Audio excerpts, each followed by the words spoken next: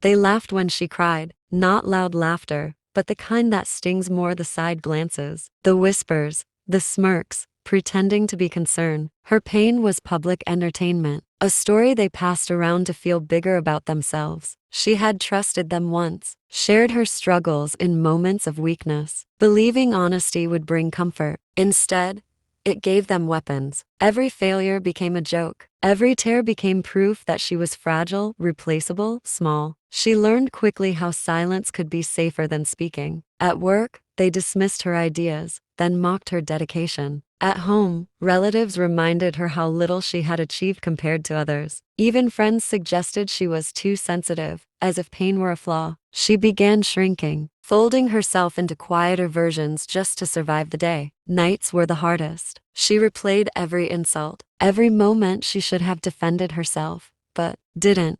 The mirror reflected someone tired, but still breathing. That mattered. Somewhere beneath the shame lived a question she was afraid to ask. What if they were wrong about her? What if her pain wasn't weakness, but evidence of endurance? She didn't know the answer yet. All she knew was that tomorrow would demand her strength again, and she wasn't sure how much she had left. But she woke up anyway, carrying invisible bruises, walking into rooms where respect was absent, holding her head high only when no one was looking. That was how her story began, not with victory, and misunderstood, standing quietly at the edge of breaking.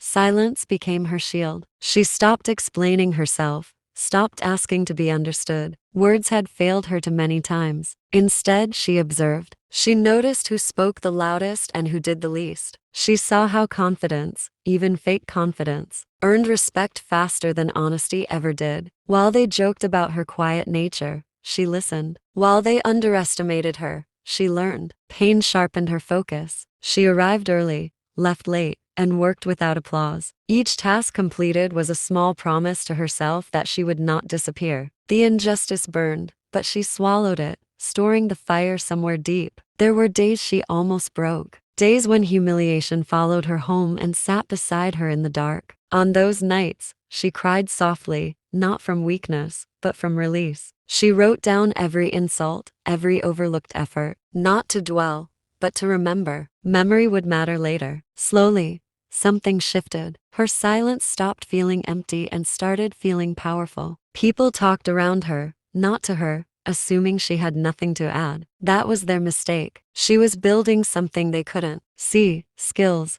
knowledge, patience. She invested in herself quietly, reading late into the night, learning what others were too lazy to master. No one clapped, no one noticed, and that was perfect, because growth doesn't need witnesses to be real. The more they ignored her, the freer she felt to become who she wanted. Still, doubt visited often, whispering that she was wasting her time, that success belonged to louder people. But every morning, she chose discipline over despair, silence over reaction, progress over pride. She wasn't planning revenge, not yet.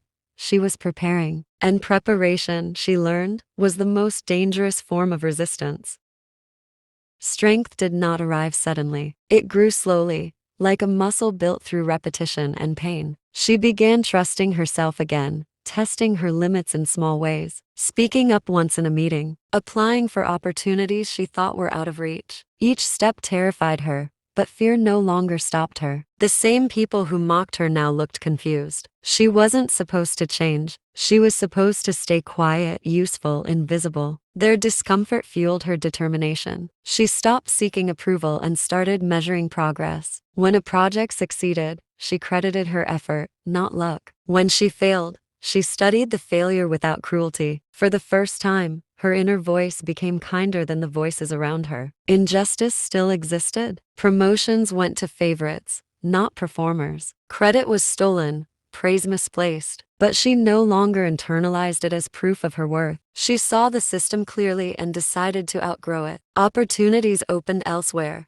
and she took them without announcement. Late nights turned into early mornings filled with purpose. She invested time where it mattered and withdrew from spaces that drained her. Some people noticed the distance and mocked her ambition, calling it unrealistic. She smiled politely, saying nothing. Inside, her resolve hardened. She understood now that dignity wasn't loud. It was consistent. She learned how to negotiate, how to say no, how to protect her energy. Boundaries replace bitterness. The girl who once cried in silence now stood steadier, even when disrespected. She no longer begged to be seen. She built a life that didn't require permission. And with every quiet win, her past pain transformed into proof that she was capable of far more than anyone had allowed her to believe.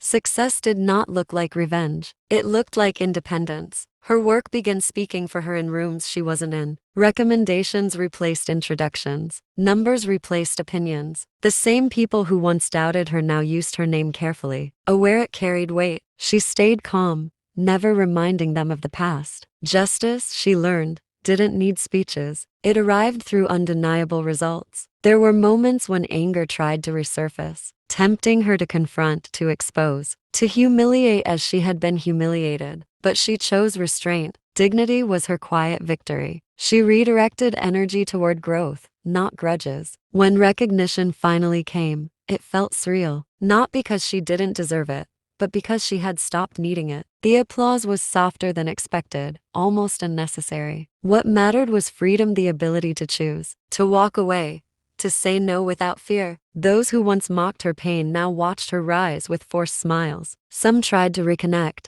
pretending they had always supported her. She accepted their congratulations politely, without inviting them back into her life. Forgiveness didn't mean access. She understood that success exposed character, not just talent. Her journey had taught her discernment. She invested in people who respected her silence as much as her voice. The injustice hadn't vanished, but it no longer defined her. She had outgrown the spaces that once shrank her. In doing so, she realized something powerful. Success wasn't about proving them wrong. It was about proving herself right.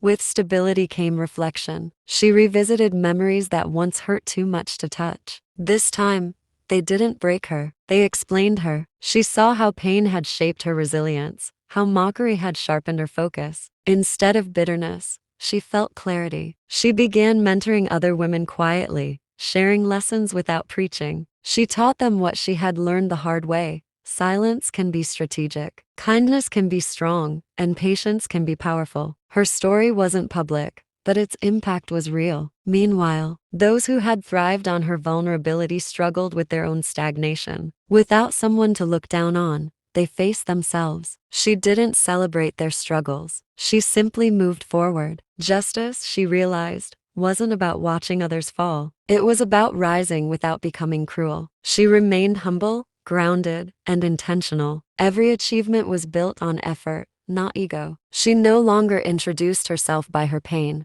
but by her purpose. When doubts returned, she reminded herself how far she had come without applause. Her confidence was quiet now, unshakable. She had learned to trust the process, even when it was lonely. And in that trust, she found peace. One day, she stood in a room that once intimidated her. This time, she belonged there. People listened when she spoke. Her ideas shaped decisions. The memory of being mocked felt distant, almost unreal. Yet she carried it with her, not as a wound, but as wisdom. She knew how quickly respect could disappear, and how carefully it must be earned. She led with empathy, never using power to diminish others. Her success created opportunities, not fear. Those who underestimated her now cited her journey as inspiration. Unaware they were part of the struggle, they praised. She didn't correct them. Her story was hers to hold. She had learned that closure doesn't always come from confrontation. Sometimes it comes from growth so complete that the past no longer fits. She felt gratitude for the pain not because it was fair, but because it was transformative. It taught her discernment, discipline, and self-respect. She understood now that real revenge is living well without needing validation. And she was living well. They mocked her pain, believing it defined her limits. They were wrong. Pain became her foundation, silence her strategy, and strength her language. Success didn't shout. It stood calmly and waited to be noticed. When it was, there were no speeches, no confrontations, no dramatic endings. Just a woman who refused to break, who chose dignity over bitterness, and growth over resentment. Her story became proof that justice doesn't always arrive loudly, but it always arrives honestly. She didn't win by defeating others. She won by mastering herself. And in that victory, her pain finally rested.